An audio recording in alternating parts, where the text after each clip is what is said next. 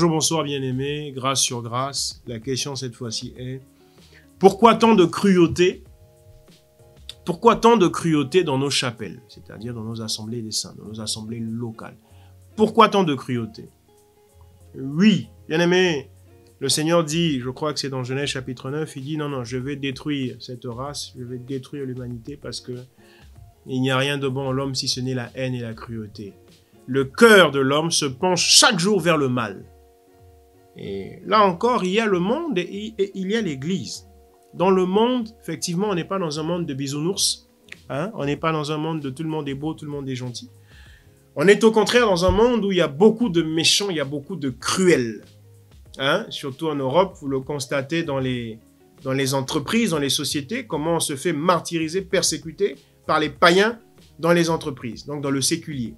Bon, en Afrique aussi d'ailleurs, vous le constatez avec les génocides, avec les assassinats, les empoisonnements, tout ça dans le monde.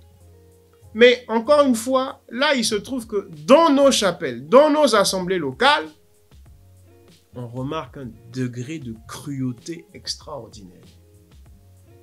Nous l'avions déjà plus ou moins dit par exemple, vous allez voir des personnes, vous avez discuté, vous avez échangé, ils vous ont enregistré, et ils transfèrent votre conversation, vos écrits, vos SMS, vos WhatsApp, à des tiers dans le but de vous nuire. Mais encore s'il n'y avait que ça, vous allez voir deux frères qui sont collaborateurs dans une assemblée, excusez-moi, et un qui va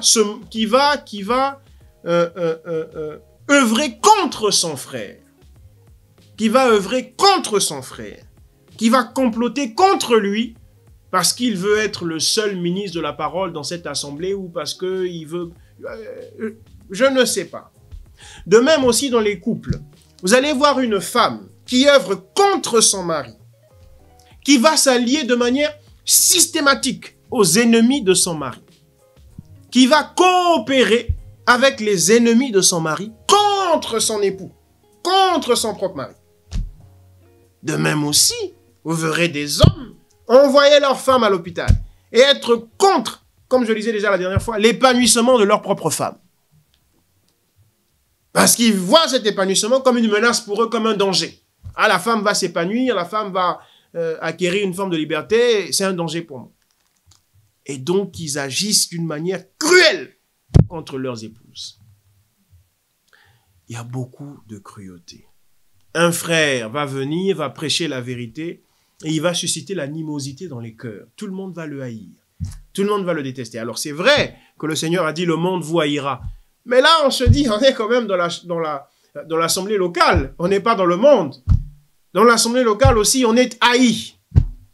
Donc il y a un degré de cruauté et de sorcellerie dans l'Église qui sévit en ce moment comme jamais. Une sorte de virus, une sorte de pandémie. Justement, la pandémie, je pense qu'on abordera cette question tout à l'heure.